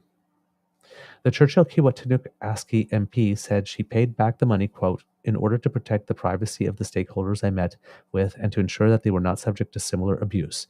As a result of media reports around her travel, Ashton said that she and her family have been subjected to death threats, harassment, and abuse. Also, not okay. Quote, the discourse around this House of Commons approved travel has become a distraction to the important work New Democrats are doing for Canadians, Ashton said. My team and I are focused on delivering support for the people in Northern and Indigenous communities who are so often left without the resources they need. That's the end of the article. Now, there is something about this that I'm wondering is that when it comes to MPs travel, whether or not we need to have some type of new system, because every time the Prime Minister takes a vacation, people lose their mind. PP still hasn't told us where he spent Christmas. Well, that's another thing. Nikki Ashton takes the vacation, people lose their mind. This one seems to be have some elements of family enjoyment as well. So it wasn't all business. But then again, on the other hand, being an MP is a very tough job, and when you live in a place that's so remote, and you get to, you're spending time away from your family, and there are travel credits for partners and family for certain instances and certain occasions, because we recognize that, a lot of MPs, politicians who get married often and have to represent away from home, sometimes their marriages don't last. More than sometimes. So trying to do things to make it so that families can spend more time together. Definitely, okay, public service shouldn't come at the cost of your family if it can be in any way avoided. But yeah, so this situation came up, and it seems that after it came up in the press conference, even though this was a trip from, I think, Christmas time 2022, it seems that the fact that it came up and was raised in the press conference was enough to bring enough attention to it to get MP Ashton to return refund some funds. So again, if she thought that something needed to be refunded, again, it just seems to me odd that we would not be entitled to know with whom she met. Now, of course, the climate of harassment, yes, I can understand that. It just seems to me that we need a way to have these things cleared or pre-cleared, or just different rules altogether, and that makes things different for how family can accompany, or what it is that can be claimed. That's just more clear, because in the climate where we're in, where everybody wants somebody to go to jail for something at a minimum, even things that are not illegal, but I don't like it, you should go to jail. We can't keep on having these mindless fights about travel. It's just too easy an opening for that. But yes, this looks like Nikki Ashton took a Christmas holiday at taxpayer expense and added a couple of business things in there to be able to write it off. It looks like that. Yes. But like I said, I can also see a scenario when, hey, I'm going here and, we're going to be apart, and okay, I got meetings at this time, and we got like 6 hours or half a day before we need to take the plane back. Let's go skating, right? I can see both, but again, in PR, it's optics, and if it looks like you took the family on a Christmas vacation and added a couple of business things, then yep, you're going to be caught. Especially if you post about it on your Twitter feed. Just saying. All right, kits and cups. I just thought it was really interesting. Unfortunately, I wasn't able to hear on that day from which media source the question came from. So I didn't know if it was, maybe from a right-wing media that was looking to stir up a little trouble. But I just found it really weird that on that day, when it would seem to me very, very, very clear that the whole attention of the nation would be on the NSCOP file, that somebody would want to ask about expenses on that particular day. But yeah, there we go. And I guess maybe having asked for it in that particular context when nobody was expecting it was enough to raise enough attention to it to actually bring about this action. But either way, yes. Or, maybe after the press conference, there was just a conversation between Mr. Singh and MP Ashton, said, you need to do this. And she did. So there you go. All right. I am going to send a little, sorry here for the stop in programming, but I'm going to send a little note to Mr. Grizzly so he can come and help me wind down. There you go. And thank you so much, kits and cubs, for your patience and indulgence today. I had to change it up on the fly, and that you stayed with me for it. I am very, very, very grateful. Oh, so while we're waiting, there is one thing I'd like to mention. Again, it's something I would show you if I could, but I can't. But we were talking about the WestJet strike. You had Don Braid from the Calgary Herald. Federal bumbling to blame for WestJet mechanic strike mess. Of course, published on June 29th, right? Now, on June 30th is when WestJet confirmed the end to the strike. Now, I don't know if Don Braid published an article the next day about federal bumbling to blame for WestJet mechanics strike being over the day after I said they were responsible for the mess. But I might have missed that article. But Andrew Scheer, of course, being Andrew Scheer, right? On June 30th at 6:35 p.m., put out a tweet. Responsibility for this disaster lies squarely at Ottawa's feet. That's in quote. Minister Seamus O'Regan has completely botched this file. Thousands of Canadians are stranded away from home and can't see their loved ones, and it's all because of this incompetent Liberal minister. It's all because of this incompetent Liberal minister. Now, that was 6:35 p.m. WestJet confirms that as of June 30th, 2024 at 10:30 p.m., fewer than 4 hours later, the Aircraft Mechanics Fraternal Association are withdrawing their strike action. AMFA members will return to work as scheduled to immediately start work to restore the network. The airline and AMFA resumed talks earlier today for the first time since Thursday. I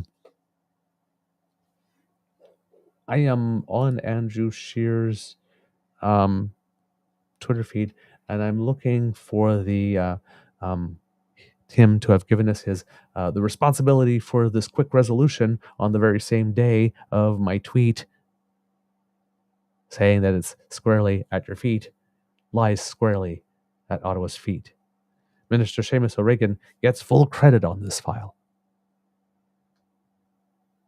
I'm guessing that's not forthcoming too, but once again, you sort of see the conservative MO, right? It's like everything is terrible, and it's all the fault of one man or one party or one person. And even if the thing that's so terrible that this person caused gets resolved the very next day or even on the same day you say it,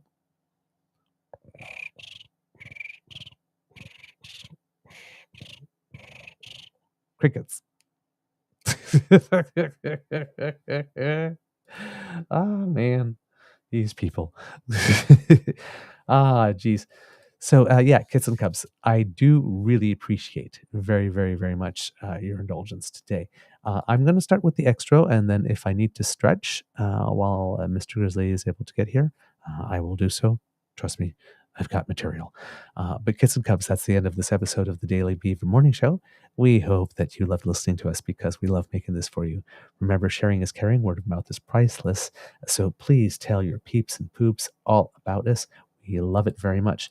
We did not hit 4,000 on Canada Day or before. We got to 3,920 or something. But that's okay. That is okay. It's way, way more than we thought. We were asking for just 1,000. So we very, very, very much appreciate it. If you'd like to not miss an episode, we don't have a QR code for you to scan today. But if you go to our pod page, sponsored by the Ray Girl, podpage.com/The True North Eager Beaver, lowercase letters with a hyphen between each one of those words. And when you click subscribe there, well, when we have something fresh off the bandwidth, it will come directly to you. Mishadika, I am more mentally exhausted than physically with 2 of my kids having mental health issues, Mateo with regular health issues, Mo going through stress. It's a lot. I can imagine, dear. I can imagine, Mama. Sending you some big, big, big, big hugs. Yeah. It's it can be much. It can be much at one point. We've been going through that here too. The feeling of being mentally a little overwhelmed or overstimulated, if not overwhelmed. It can take a toll. So we are sending you some love and some calming energy. If you would like to help us in other ways, make like Kit Elaine and go to the True North Eager Beaver Media Incorporated YouTube page. Really appreciate if you do that. We have some buttons for you. Like, share, subscribe. Click them, lick them, flick them. Make us happy. We love it when you do it. And if you would like to help us in other ways, of course, we don't have the QR code, but you could go to our coffee page where you will find the Beaver Lodge Emergency Hydration Fund. That's coffee, ko-fi.com/eagerbeaver, lowercase letters, all in one word. And we appreciate that everything that you can do for us there to help us bring this show to you. And your generosity always overwhelms us and makes us very grateful. So thank you for everything that you do. Because democracy is something that you do, if you are involved, if you live, I should say, in Saskatchewan, New Brunswick, or British Columbia, yes, you have provincial elections coming up, possibly even in Ontario. Just saying. So if you're looking to get involved, if you have a candidate of choice, if you have a party of choice, they certainly need some volunteers. Or if you're just looking to help with the democratic process, because the electoral bodies in each one of your provinces will need you to man polling centers and make sure that everything takes place in an orderly fashion on the day. So please look at what you can do. And as always, because we had the day on Memorial Day, in Newfoundland, also take a moment, if you can, to put pen to paper to write a letter to the Minister of Veterans Affairs, Federal Minister Ginette Pitsipa-Taylor, and ask her if we can do more to treat our veterans better. Thank you so much. Oh, thank you, Ms. Shadika.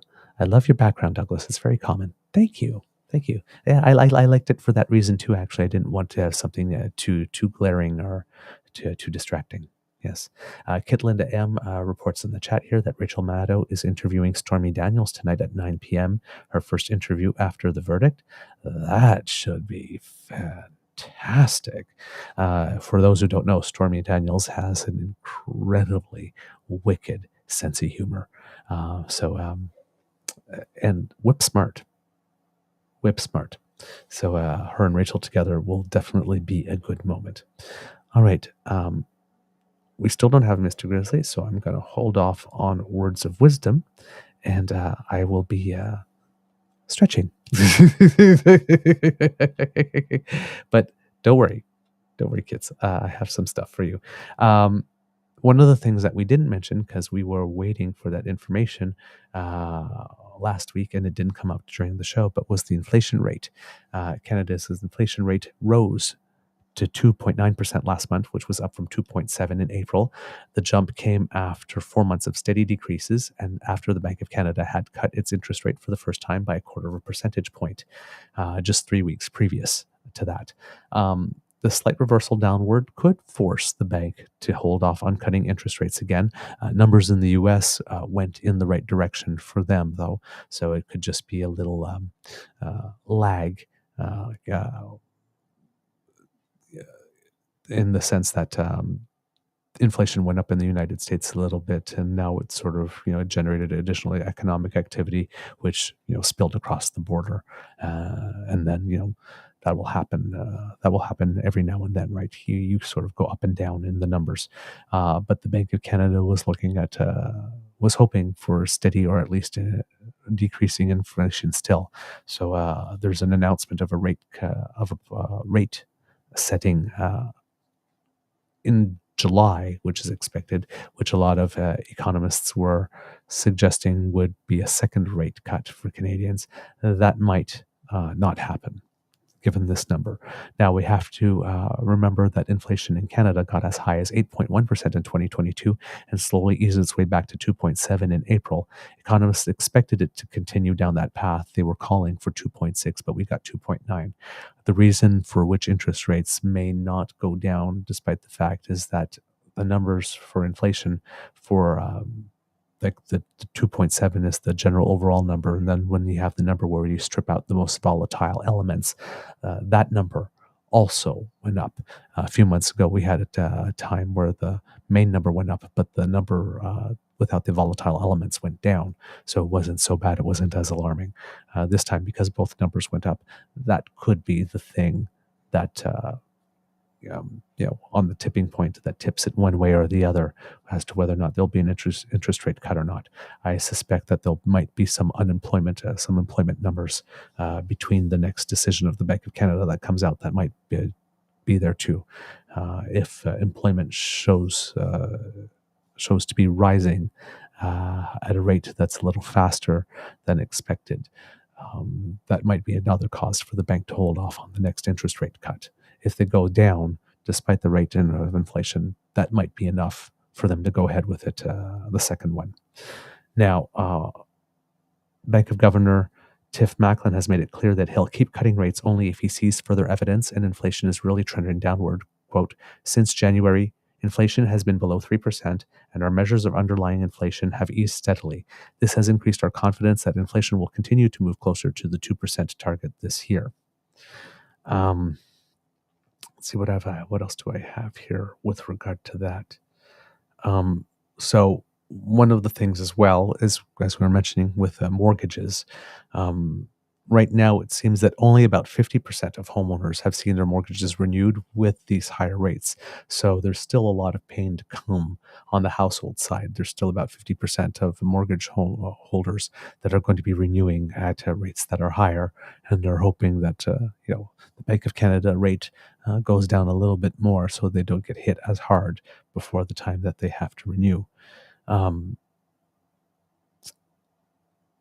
So I think it is Mr. Altunes. I can't remember from which organization he's with off the top of my head. I'm so sorry that I don't have that information off the top of my head for you. Pedro Antunes. Oh, there we go. Pedro Antunes, the chief economist at the Conference Board of Canada, is saying that is giving us this data about the homeowners, and he says if we start to see that pain continue along with job losses, all of a sudden then we're starting to paint a very different picture for households, and a recession could still be possible even though we're going for that soft landing. So he says right now that picture is one of a soft landing where the economic slowdown doesn't quite slip into a recession, but that picture is rife with risk. This is just 1 month's numbers. Economic data almost never moves in a straight line, no matter how much we wish they would, but it's a good reminder that the path ahead will be volatile, one full of twists and turns most of us didn't see coming. And that latter part of the quote is from CBC's Peter Armstrong, who is their main financial reporter. So just some information here. So if you can, you're looking to make some plans with regard to your spending or borrowing, or if you're wondering what's going to be happening to your mortgage at some point soon, if you're renewing, that's a bit what's going on with interest rates at the moment. Another thing to mention, since we were talking about Peter Armstrong, because it kind of fits well together, there's another retirement in the news industry, and it's broadcaster Jeannie Lee, who is one of the main broadcasters, of course, in business, on the Business Files on CBC. She has been with the CBC for quite a long time, I believe. I think she's had a 26-year career, if I'm not mistaken. So yes, she is. She announced her retirement, and she has been getting a lot of much-deserved compliments from everybody in the media world. I'm speaking about her like she's passed away. She is very, very, very respected, and always did really great work. I'm trying to find the tweet of hers where she did announce her retirement, because it was just so beautifully written. And unfortunately, I cannot find it. But thank you so much, Jeannie Lee, for all those years of really, really, really good information and doing quality work. Yesterday, we were talking about Scott Russell as well from CBC. He will be retiring from CBC Sports after this Olympic cycle. And there have been a couple of other announcements recently as well of people. I think Alan Carter as well from Global has announced that his time with Global is done after also, I think, over 2 decades. So, it's the torch is being passed. The torch is being passed. A lot of the faces that we recognized on our news, they're moving to other opportunities, and I think it's while we have some very good journalists coming up, there's no doubt about that. The names that we've grown to trust over time because we've seen their quality work over time. We're getting to that age again where they're starting to retire, and same thing, as the musicians that we liked, they're doing their farewell tours now, right? Which is kind of interesting. Her message, I found it from Jeannie Lee. I came to Canada with no English and no French and few resources except parents who worked doggedly so I can do the improbable. To break into a tough biz with zero ins, work for a national news network for 32 years, and get this nod from the best, Ian Hanuman Singh. Oh, Canada. Said Jeannie Lee. Class act. Class act. All right. I am still stretching, kids and cubs. So let's see, what have I got here?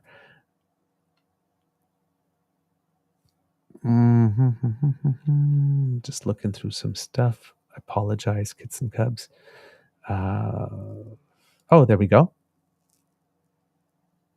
No, that's the same thing. That's the study about the wildfires. Okay, here we go. Here, Canada has decided that when it comes to electric vehicles, that there is going to be some tariffs placed on vehicles coming from China. Now, this is basically us following suit with the U.S. and the European Commission, who have accused China of unfair subsidies and oversaturating the market. Both of these strategies designed to drive out competition. The U.S. is responding with huge tariffs, and Canada is making some of the similar accusations, but so far, at least as of last week, 24th, didn't have the exact same response, at least not yet. My finance minister, Chrystia Freeland, said, what we've announced today is a short consultation for 30 days. And basically, she's looking to shore up the Canadian auto market to make sure that Canada does not become a dumping ground for Chinese oversupplies. So for the next month, says the government will meet with automakers, unions, and others to look for ways to deter Chinese manufacturers from flooding Canada with cut-rate electric vehicles. Quote, Chinese producers are quite intentionally generating a global oversupply that undermines EV producers around the world, including here in Canada, says Freeland. So the government has put up billions of dollars in subsidies and tax breaks, right, to help establish an electric vehicle manufacturing sector in Canada. We've seen all the announcements, recently, and Minister François-Philippe Champagne has had all of them, touting how Canada's positioning itself for the future in that sector. But there's fear that all of that work could be undercut by much cheaper cars that are made in China, where labor costs and environmental standards are much lower. U.S. President Joe Biden had already taken steps to keep those cars out of the American market. He's quoted as saying, when you make tactics like these, they're not competing. It's not competition, it's cheating. And he announced last month, in May, I think, that he was hiking tariffs on Chinese-made EVs from 25% to 100%. The European Commission is in talks with Beijing over EV exports, but has already imposed provisional tariffs on Chinese vehicles of between 17 and 38%. So Guy Saint-Jacques, who's a former Canadian ambassador to China, said that once the consultations are done, Canada will follow its allies. Quote, I think that the government clearly had no choice but to proceed with these consultations at this stage. In the short term, what we should expect is that there will be important tariffs that will be applied to Chinese EVs, and therefore I don't expect that Canadian consumers will be able to avail themselves of such cars in the near future.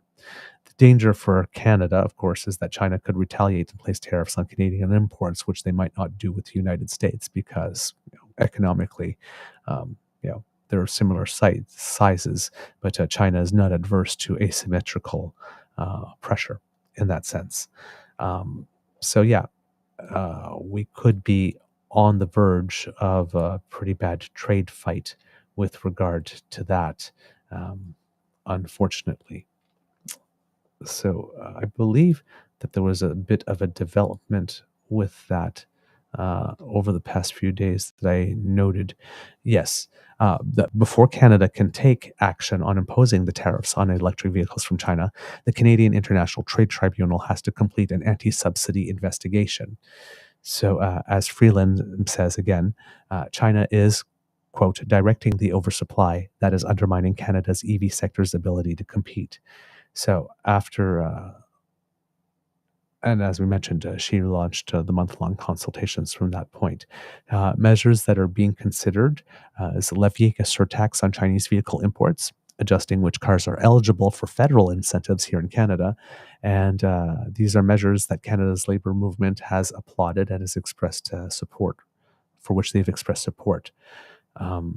There is, quote, no justification to trade away high-paying, high-skilled jobs for cheap and high-carbon-intensive vehicles, says Chrystia Freeland, and Unifor is on record as saying that cheaper Chinese EVs come with a high domestic and environmental cost.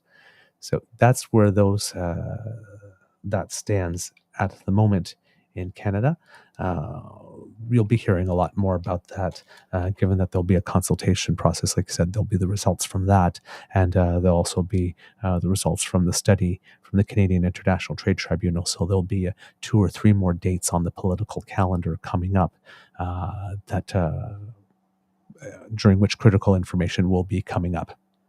And so if that's a subject that's the interest of you, keep your ear to the ground, because there's going to be more coming up soon. We have Kit PNC Biogo saying, the instant unstoppable fires in battery vehicles terrify anyone with mobility issues, or should. We can't do much quickly, let alone unassisted. That is true. It's actually interesting. My Beaver sweetie was having a conversation with some of his family members about that, about the batteries, because the more energy you concentrate into them, the more heat they give off, and then you have to be able to find a way to be able to encase that heat so that things don't happen. If you remember the Samsung 7 phones, I believe, a few years ago, that were suddenly catching fire. It was everything was getting so hot, and that it wasn't properly encased to resist that heat. Yes, in an electric car, that can happen would be very scary in any situation to begin with. And then, yes, if you do have mobility issues, if your car is more likely to catch fire now than it was with the old combustion engine, that would be a very, very big concern. It'd be a big concern. I'd have to. I will Kit PNC Bio. I will mention that actually to my Beaver sweetie, because, like I said, right now he's doing the chemistry part, but he also is a mechanical engineer. So that might be a consideration in design that might want it to be taken into consideration earlier in the process, to make sure that when as the technology gets better, the standard is such that the safety standard is such that it is inclusive for people that need more time to be able to get out of a vehicle or need to wait for assistance. It's a very, very good point. And I thank you so much for raising it in the chat. So our kids are just wonderful. They just add so much context and personal experience, because when we're talking about laws, they often are written to be broad enough that they can be helpful, but still specific enough that you can do something with them. And it's a good thing. It's a good thing to be able to, the quicker and earlier in the process that you can put these things into consideration, the better the product usually is, and the legislation is at the end. So good. I'm glad about this. Another bit of news here. We were talking about on the show. We mentioned in Ontario, for example, they were changing the education curriculum to allow students as young as in grade 11 to go more towards the trades. And we were concerned about that, not because we don't think that there should be programs for kids who are interested in trades to be able to get experience early, or to be able to get education in that field if that's their interest early, but more in the sense that if we do that, what are elements of the core curriculum that they no longer need to learn? Because we have a core curriculum for a reason. These are the minimal things that we need to know to be able to all have a level playing field in society. And when we talk to each other, we communicate to each other. We all know these things, and we all have these basic abilities.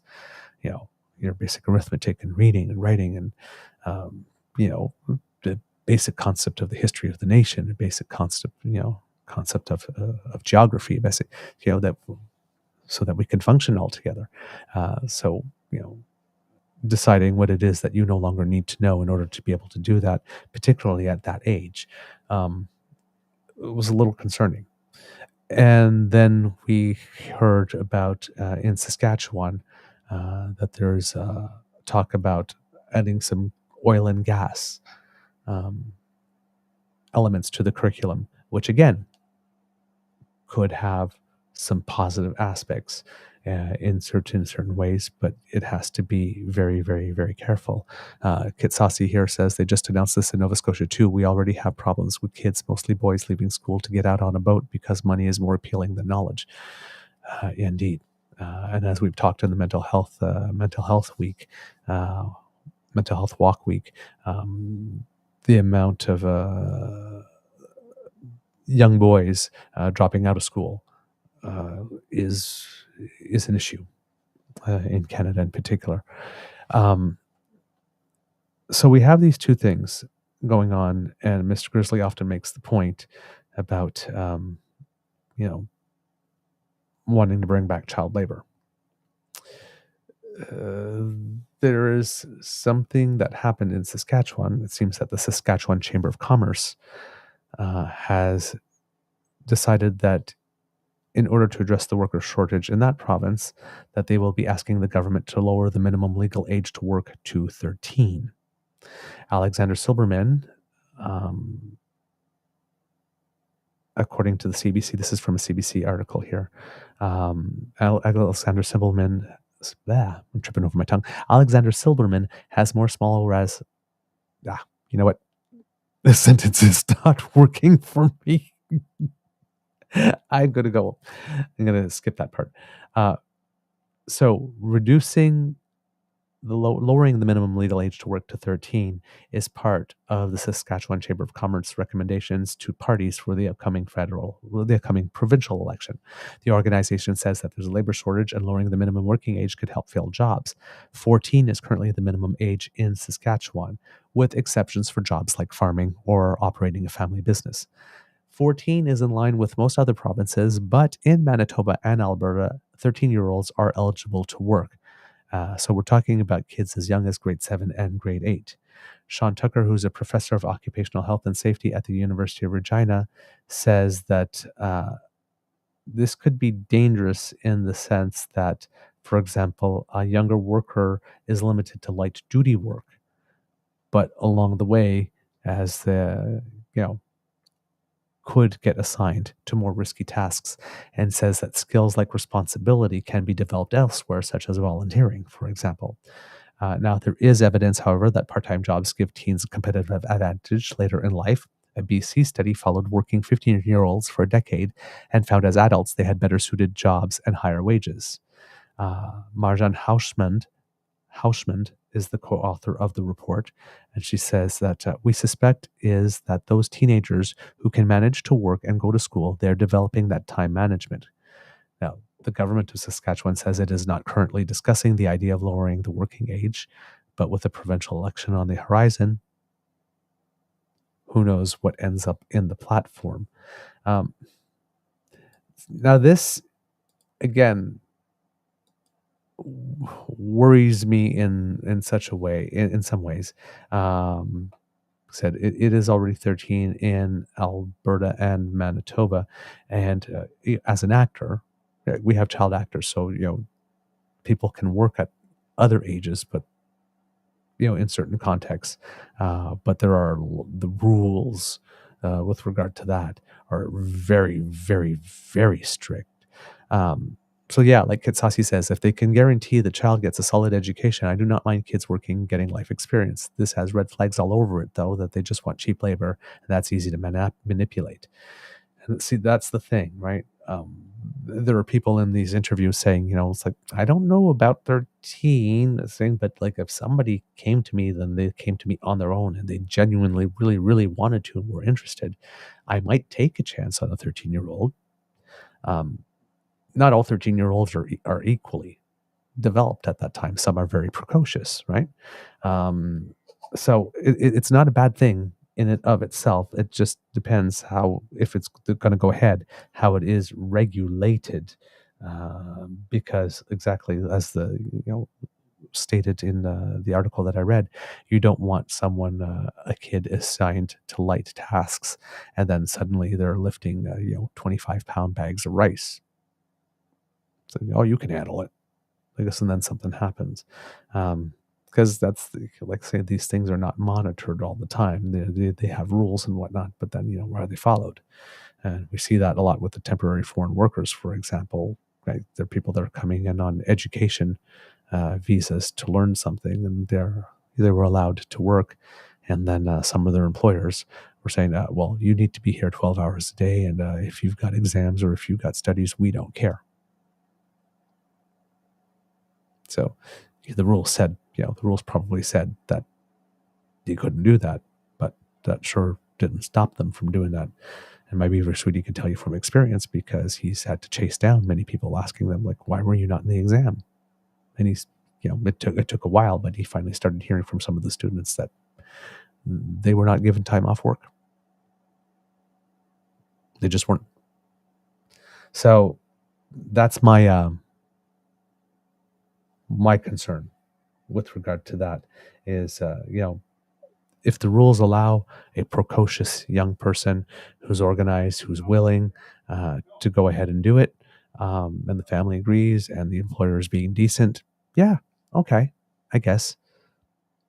Although I'm not a big fan of it. I mean, kids should be kids. There's plenty of time in life for work. So yeah,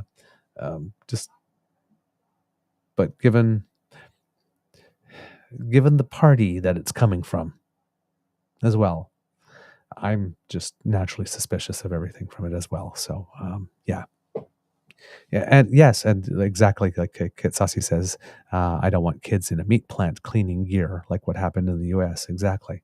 So the jobs would have to be particularly limited. All right, kits and cubs.